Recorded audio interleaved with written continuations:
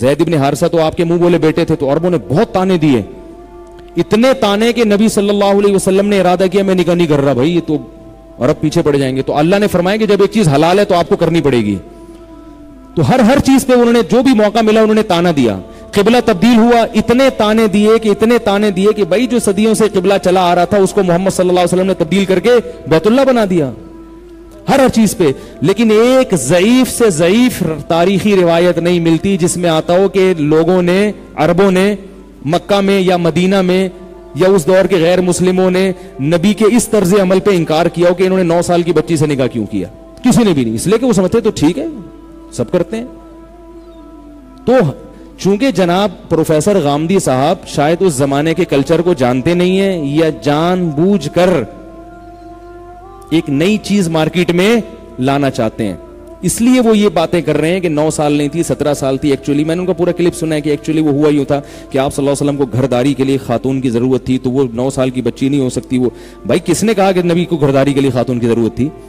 نبی صلی اللہ علیہ وسلم کو سب سے زیادہ ضرورت اس بات کی تھی کہ کوئی ایسی لڑکی آپ کے نکاح میں آئے جو بچپن سے آپ کے سائے میں پلے, وہ باہر کے کلچر سے ذرا بھی متاثر نہ ہو. کیونکہ عورت میں نبی نہیں آتا, تو اللہ نبی کی بیوی کو ایسا بنانا چاہتے تھے جو بالکل نبی کی کسٹڈی میں بڑی ہو اور ان پر باہر کے ماحول کے اثرات بالکل بھی نہ ہو, تاکہ وہ نبوت والا کام کریں. تبھی کہا جاتا ہے کہ آدھا علم امت کے پاس حضرت عائشہ سے پہنچا ہے. آپ کی باقی بیویوں کی تربیت ویسی نہیں ہوئی ہے, کیونکہ بچی جب ماں کے, اب دیکھو ہمارے ہاں شادیاں ہوتی ہیں لڑکی کی عمر 30 سال, اب وہ سسرال جب آئے گی تو ایڈجسٹ ہی نہیں ہوتی, کیونکہ 30 سال جو اس نے کلچر پہ پل گئی نا, اب آپ ایڈجسٹ ہو رہے ہوتے اس کے حساب سے. صحیح ہے نا, ساس اپنے آپ کو مینٹین کر رہی ہوتی ہیں بہو کے حساب سے کہ میری بہو کو یہ پسند ہے, میری بہو 12 بجے اٹھتی ہے تو اب کچھ 11 بجے تک لے آئے گی, اس سے پیچھے تھوڑی لا سکتی ہے. تو اس لیے میں کہتا ہوں نا بچیوں کی شادی جلدی کر دیا کرو, وہ سسرال کے حساب سے ایڈجسٹ ہو جائیں گی. دیر سے شادی کرو گے طلاقوں کا ریشو بڑھتا ہے. وہ بچی یہ ساس اپنے حساب سے چلا لے گی, بچی یہ سمجھائے گی چلے گی. جب بڑی ہو گئی تو وہ تو کانفیڈنس پیدا ہو گئی, وہ کہے گی آپ وہ ہر بات پہ کیوں کرے گی, کیوں بھائی 6 بجے کیوں اٹھنا ہے, کیوں بھائی آپ 6 بجے اٹھتی تھی. وہ پھر یہ کہے گی, ساس سے کہے گی جب آپ کی شادی آپ 6 بجے اٹھ جایا کرتی تھی. تو اتنا کانفیڈنس پیدا ہو جائے گا, وہ تھوڑی چلے گی, پھر میاں اس کے حساب سے چلے گا.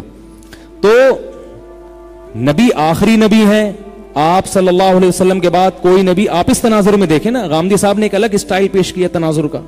آپ اس تناظر میں دیکھیں کہ آپ صلی اللہ علیہ وسلم کے بعد کوئی نبی نہیں آئے گا. اور گھریلو زندگی کون بیان کرے گا؟ آپ کی بیوی. تو ایک بیوی تو ایسی ہو جو بالکل آپ کی کسٹڈی میں پلی ہو, بالکل باہر کے ماحول سے ناواقف. تو وہ حضرت عائشہ تھیں, اور اللہ نے حضرت عائشہ کو بالغ بھی اسی مسئلہ سے جلدی کیا. لڑکی عام طور پہ 12 سال 13 سال میں بالغ ہوتی ہے, لیکن میڈیکل سائنس یہ کہتی ہے کہ 9 سال میں بھی بالغ ہو سکتی ہے, اور بہت ساری اس کی مثالیں ہیں. میرے جاننے والوں میں ایسی خواتین وہ بتاتی ہیں ہماری بیٹیاں 9 سال میں بالغ ہو گئی.